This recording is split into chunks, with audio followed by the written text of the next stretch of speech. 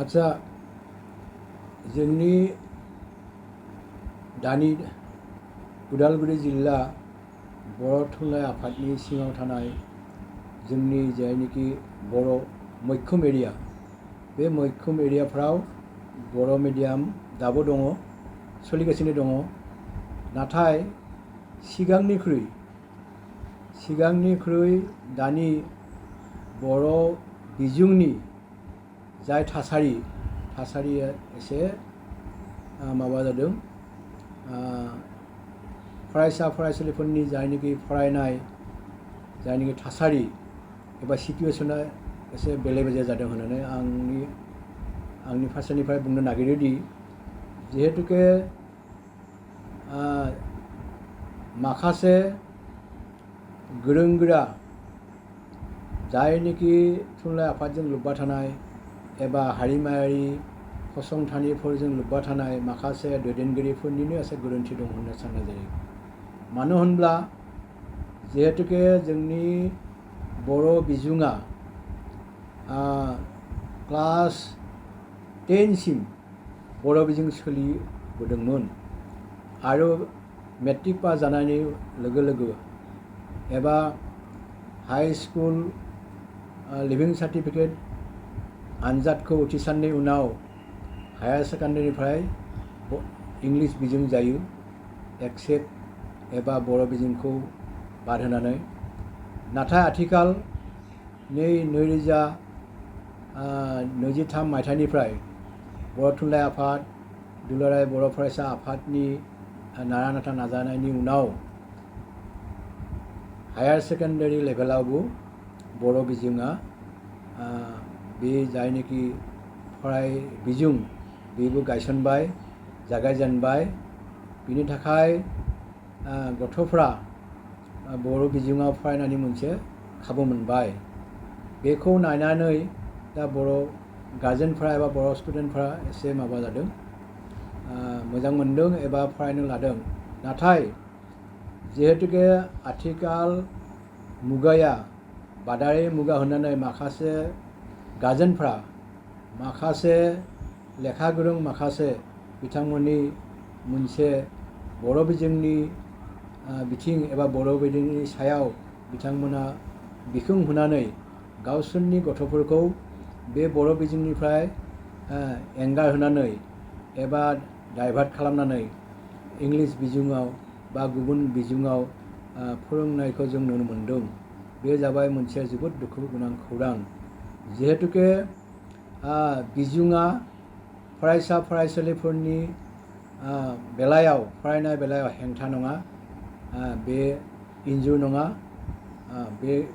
बेखौ खिन्थु बिथांमोना गावसोरनि गथ'फोरखौ बिथांमोना डाइभार्ट खालामनानै गुबुन बिजोङाव फोरोंनाया जोंनि बर' बिजोंनि थाखाय मोनसे खहा जादों। मानो होनब्ला बिथांमोना जिहेतुके हारिनि फसंथानारि बर' थुनलाइ आफादानो जा बर' फरायसा आफादानो जा गुबुन गुबुन आफादफोरखौ बिथांमोनहा दैदेनबोनाय साफा दैदेनगिरि जानानैबो बिथांमोना खामानि मावबोदोंमोन नंगौ नाथाय बिथांमोना जिहेतुके खामानि मावनायनि उनाव बिथांमोना गथ'फ्रा जे देरबोयो होमब्ला बिथांमोना बर' बिजों फोरोंनायनि जायनोखि खामानि एबा आखाइ बेखौ बिथांमोना बुखारनानै बिथांमोना गथ'फोरखौ बिनिफ्राय गुबुन बिजोङाव होनायखौ जों नुनो मोनो। बिनि थाखाय सरासनस्रायै जायफ्रा लेखा रोङै एबा जाम्बा जाम्बि एबा बेकवार्ड एरियानि गार्जेनफ्रा बिथांमोननि जायनोखि गावसोरनि गथ'फोरखौ बर' बिजों फरायालासेनो गुबुन बिजोङाव फरायहोयो बेखौ नुनानै कमन पिपुलाबो साधारन गार्जेनफ्राबो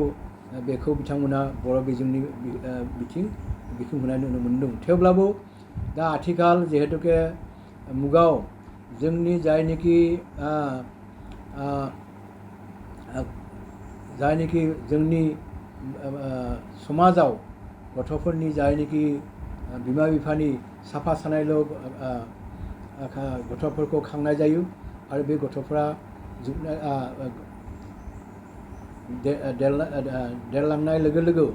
बिथांमोननि गथ'फ्रा खमिलाङो जोंनि एरियाफ्राव जोंनि बर'फोरनि समाजफ्राव खम जायो बिनि थाखाय बेबो मोनसे जाहोन जिहेतु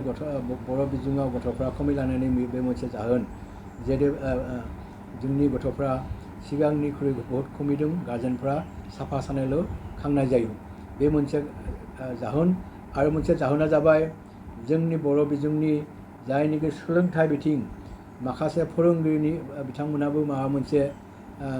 मोनसे समाव एवारनेस नङामोन एवारनेस गैयामोन दानि आथिखालाव बे सोलोंथाइया एसे माबा जादों एवारनेस फैदों जांख्रिखां फैदों जिहेतुके दा आसाम गभर्नमेन्ट एबा बिटिआर गभर्नमेन्टआबो एसे सोलोंथाइ बिथिङाव बिथांमोना एसे एवारनेस लाबोनो हादों आरो रिजाल्टआबो सिगांनिख्रुइ एसे मोजां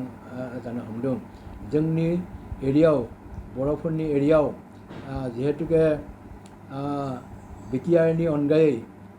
आसामनि मादाव जायफोरा बर' बिजोंनि जायगा दं बेफोराव जिहेतुके बहुद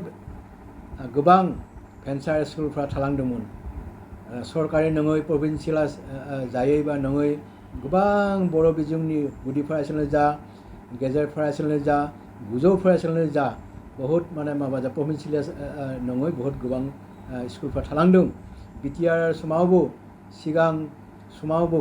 बिटिआर एलेकायाव जेसेबां बर' बिजोंनि फरायसालि दङमोन बेफोरखौ बै सिगांनि बिटिआरनि काउन्सिलनि गभर्नमेन्टआ बेखौ प्रभिन्सियेलाइज एबा माबा मोनसे राहा लानानै फोरोंगिरिफोरखौ जुनिया भारा एबा पारिश्रमिक होनायनि बेबस्था जुदि खालामगौमोन होमब्ला जोंनि एरियानि बर' बिजोंनि बेबादि थासारि मोननाय नङामोन एसे गोख्रों जागौमोन आरो गथ'फोरनि जायनिखि बिबां एबा स्टुडेन्टनि एनरलमेन्ट खमिनाय नङामोन बेखौ जों नुबोदों जाय आसामनि एरियाफ्रावबो गोबां भेन्सार स्कुल दाबो थालांबाय बहुद स्कुला स्टुडेन्टनि आंखालाव गोबां गेजेर फरायसालि गोजौ फरायसालि हाई स्कुल बेफोर स्कुलफ्रा स्टुडेन्टनि आंखालाव बेखौ बन्द जालांदों दुलाराय बर' फरायसा आफादनि दैदेननायाव बिसेसकै आफादगिरि बिथां दिपेन बर'नि दैदेननायाव सुबुं सांग्रांथि रेलि आरो जोंनि गामि सांग्रांथि रेलि बिथांमोना मोनसे प्रग्राम लानानै बर'फोरनि गेजेराव समाज सोलायनाय सोलोंथाइ सांग्रांथि एबा गुन गोनां सोलोंथाइनि थाखाय बिथांमोना एवारनेस प्रग्राम लानानै जोंनि सारा आसाम नाङैनो बिथांमोना एवारनेस केम्पफ्रा बिथांमोना खुंलांबाय थादों बे जोबोद बाख्नायथाव खौरां जिहेतुके जोंनि बर'फ्रा दाबो आथिखाल बादायारि मुगायावबो गोबां गार्जेनफ्रा गावनि समाजनि एबा गथ'फोरनि सायाव सोलोंथाइनि जायनिखि सांग्रांथि एबा एवारनेस थानांगौ बिनि बागै बिथांमोना गोसो होनाया जोबोद खम ओंखायनो जिहेतुके सम सम जोंनि समाजखौ एवारनेस होनो थाखाय एबा सांग्रांथि लाबोनो थाखाय सुबुं सांग्रांथि रेलि खुंनाया दा समजों गोरोबनाय मोनसे एबा समजों हांख्रायनाय मोनसे हाबाफारि होननानै आं सानो आरो बिनि हाबाफारिनि गेजेरजों दा जोंनि समाजाव गोबां माखासे सोलाय सोल' एबा सांग्रांथि लाबोनो हादों आरो बे मोनसे बाख्नायथाव खौरां जिहेतुके बेफोरनि आयदाफ्रा जोंनि दाबो लेखा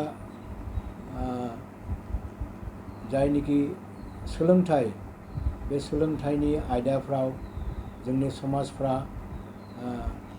हमदांनो हाया एबा जोंनि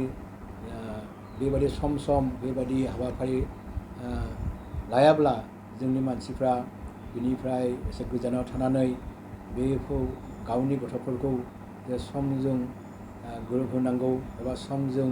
लेखा फरायहोनांगौ बिनि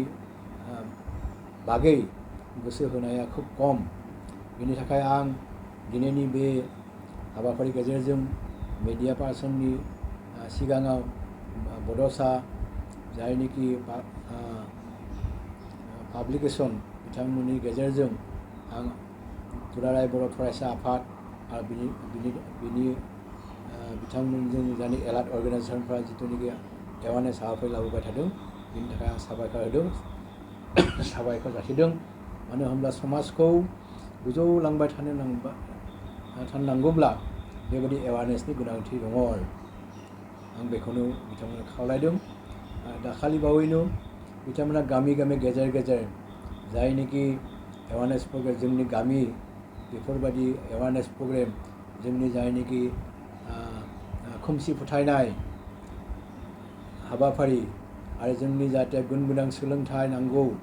जोंनि समाजनि जायनिखि गामि गफा जायगाफ्राव सोलोंथाइनि एवारनेस आरो जोंनि समाजखौ सिखोन साखोन खालामनाय ओमफ्राय बिजाब खुलि गायसननानै गथ'फोरखौ लेखाजों लोब्बा लाखिनाय एबा गामि गामि जायनिखि गुदि फरायसालि जायनिखि धोरोमारि फसंथानफोरखौ जाहाथे एवारनेसनि बाहागो हिसाबै बिथांमोना समाजा आवगायबोयो बेखौनो बिथांमोना खावलायनायखौ आं नुबोदों। बेनि थाखाय जोबोद मोजां होननानै आं सानो आरो बेबायदि हाबाफारिफोरखौ लाबाय थायोब्ला जोंनि समाजाबो एसे दानि आथिखालनि जायनिखि बादायारि मुगा बे मुगाजों जोंनि गामिनि गफानि सुबुंफ्रा बर' समाजफ्राबो एसे बेखौ नुनानै हमदांनो हागोन होननानै आं सानदों आरो बर'फ्रा बे भारत हादरनि सा सानजा थानाय मोनसे बिराद गिदिर गोजाम हारि। ओंखायनो बर'फोरखौ बे सा सानजा भारतनि थागिबि एबा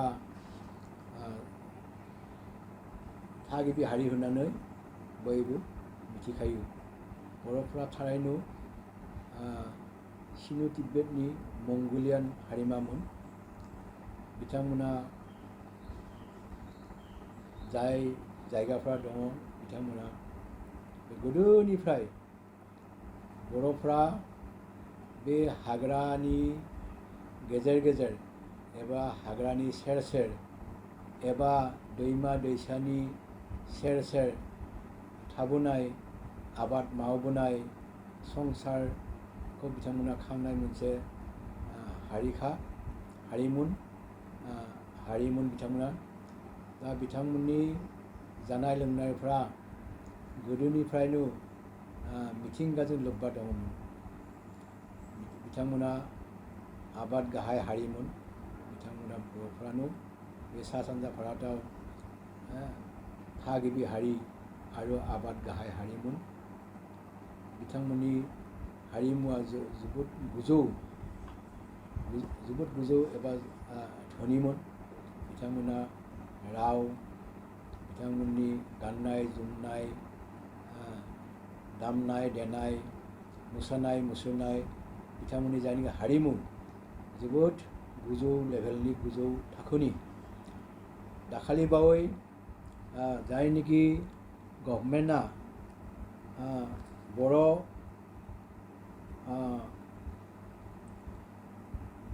हारिनि जायनिखि जि आइ टेकनिफ्राय गनायथि होबाय बड' दख'ना बड' एरि सिल्क बड' जोमग्रा बड' गामसा बड' खेरा दाफानि बड' थरखा बड' गंगार बायदिसिना बिथांमोननि जायनिखि हारिमु बे हारिमुवा जोबोद गोजौ। बेनि थाखाय गभर्नमेन्टनिफ्रायनो बेखौ गनायथि होदों। बे जाबाय मोनसे बर'फोरनि हारिमुवा जे गोजौ लेभेलनि बेखौनो बेनो फोरमान। ओंखायनो बर'फोरनि हारिमुवा आथिखाल जिहेतुके दुलाराय बुहुमाव बेखौ गायसननो थाखाय एबा फोसावनो थाखाय जाय हारिमु सिबियारि जाय हारिमु फसंथाननि बिथांमोना दैदेनगिरि बिथांमोना जेब्लाबो बर' हारिनि हारिमुखौ बे बुहुमाव गायसननो थाखाय दाबो नानाथा जुजिबाय थादों। बे जाहाथे इयुनाव मोनसे समाव बर'फोरनि हारिमुवाबो बुहुमनि बिखायाव गेरेमसा महरै सिनायथि होनो हागोन आरो बिथांमोना जायनोखि आगोलाव गोग्लैसोनाय थानाय एबा गोमालांनो हमनाय जायनोखि हारिमुनि आगजें जेरैबायदि थरखा जेरैबायदि गंगना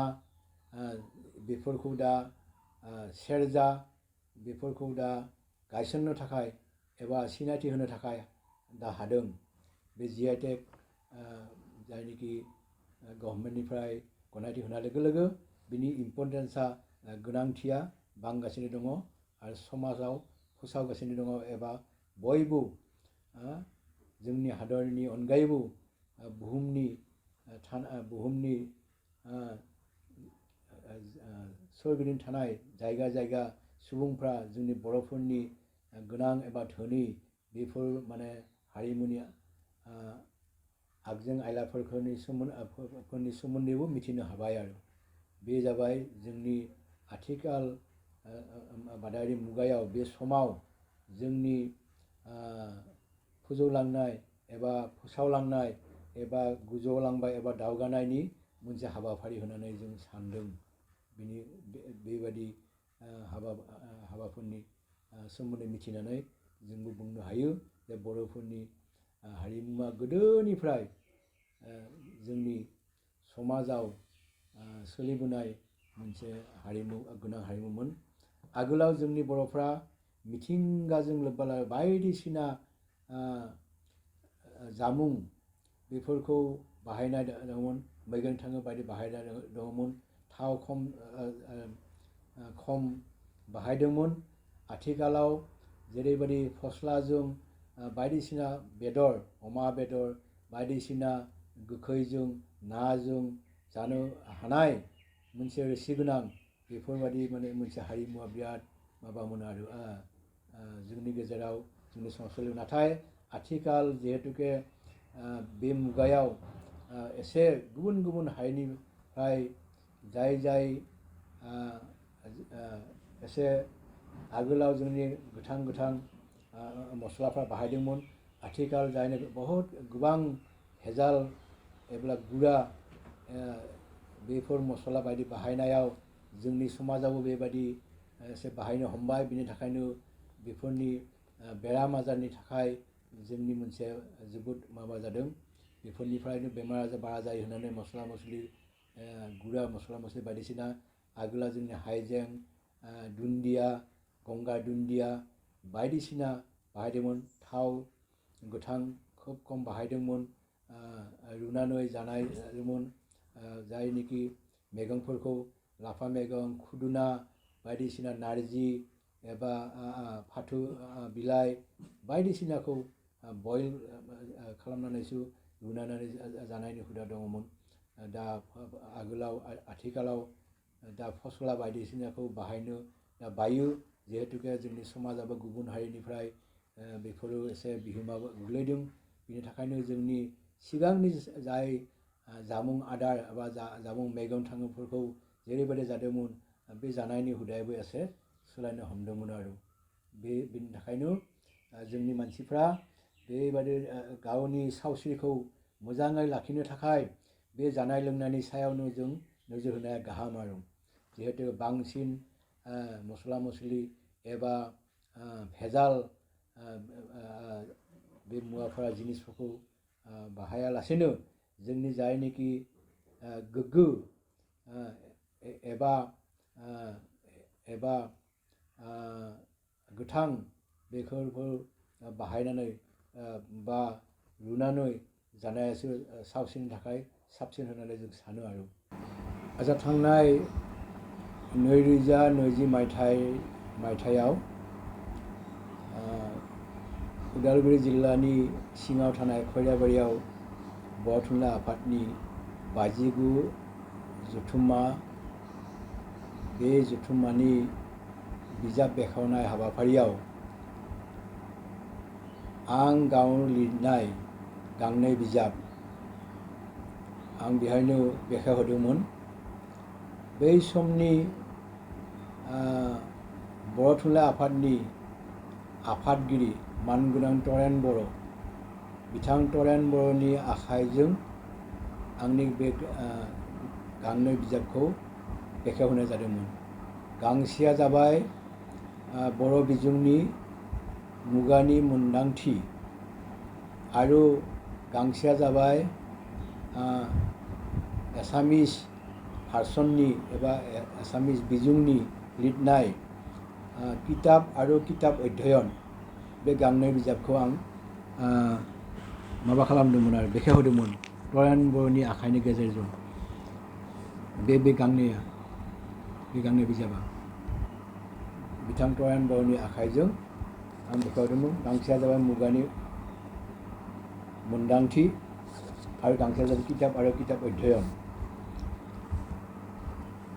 बे गांनै बिजाबाव आं बिजाब महरै जायनिखि आं सिगाङावनो गोबां साननि सिगाङावनो आं माखासे रायथाइ गुबुन गुबुन सभेनिर एबा खुगा लाइसि गुबुन गुबुन फसंथानफ्रा खुंलांनाय जथुम्माफ्राव आंनि फारसेनिफ्राय हरनाय एबा आंनिफ्राय बिहरनानै सेबखांनाय रायथाइफोरखौ आं बिजाब खालामना दोनदोंमोन आरो उनावहाय 2020 मायथाइयाव आं बेखौ बिजाब महरै महर होदोंमोन सेबखांदोंमोन आरो बेखौनो आं समाजनि थाखाय फरायगिरिफोरनि थाखाय एबा पाठकफोरनि थाखाय बेखौ आं साफायनानै दिहुननाय जादोंमोन आरो मानगोनां तरेन बर'नि आखाइजोंनो आं बेखेवहोदोंमोन। बे आंनि जिबननि मोनसे लिरनाय फरायनायनि जायनिखि मोनसे बिदिन्था महरै आं बिजाब खालामदों आरो फरायग्राफोरनि थाखाय आं बेखौ बेखेवना होदोंमोन। बे जाबाय आंनि जिबननि मोनसे गिदिर खामानि होनना सानो। बिनि अनगायैबो गोबां आरो दाबो साफायनो गोनां माखासे माबा दङ रायथाइफोर दं। आं हास्लाबाखै खाबु मोनाखै बेनि थाखायनो आरो आं गांनैसो बिजाब दिहुननायनि एबा साफायनायनि मोनसे मिजिं लाना दङ। जिहेतुके आंनि साननाय हनायफ्रा लिरनायफ्रा बे बिजाबनि गेजेरजोंसो जायफ्रा फरायग्रा पाठक बिथांमोना आंनि जायनिखि साननाय हनाय एबा आंनि मोन्दांथि बिथांमोनखौ बे बिजाबनि गेजेरजोंनो मिथिनो हायो। आरो बिजाबा जाबाय गियाननि भान्डार। आं गुबुन गुबुन बायदि गेदेर गेदेर लिरगिरिफोरनि बिजाबफोरखौ फरायनानै आं जेसेबां थुलुंगा मोन्दों एबा खाबु मोन्दों बेफोरनि आंनि गावनो बेखौ फरायखांनायनि उनाव बे आं लिरनायनि गेजेरजों बेबायदि आं फोसावबाय थायो। सम आरो खाबु मोननायजों आंहा फरायनायनि जेसेबां माबा नांगौ बे समनिबो एसे सम आंखाल जायो। आं गुबुन गुबुन हारिमायारि फसंथानफ्राव आं लोब्बा थानानै जिहेतुके आं गोदोनिफ्राय आं जेब्लानोखि 77 एबा थांनाय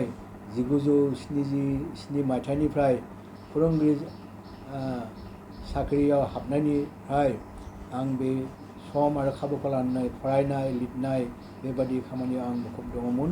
नाथाय बायदिसिना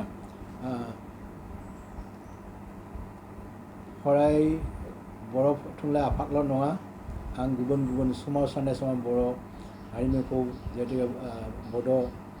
जायनिखि बड'लेण्ड सोमावसारनाय बेयावबो आं मुखुब दङमोन। हेफाजाब होदोंमोन बिनि उनाव बर' समाजनि गेजेरजोंनो आं खामानि मावबोदोंमोन आरो बाथौ धोरोमारि गौथुमावबो आं बे समाव आं बे दरं जिल्लानिबो आं सासे आफादगिरि बिबान बानस'नानै खामानि मावबोदोंमोन आरो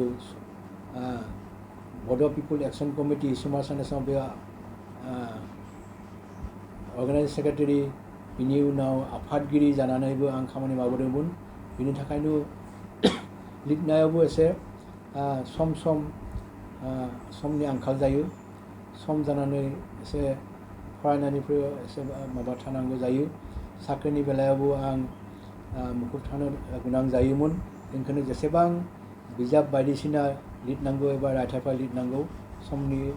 हास्लाबा जायो बिनि थाखाय आं जेसेबां लेखाफ्रा दाबो दं बेफोरखौ साफायनोबो आखाइ लानो हायाखै आरो बिजाब साफायनायाव रां रुफानिबो एसे माबा गोनां जानांगौ आंखाल जायो सम जिहेतु बे जोंनि मिडल क्लासनि मानसि गेजेर खलबनि जों सुबुं नालाय न' बां सामलायनो थाखायबो माबा समनि माबा जायो रां रुफानि एसे गोनां जायो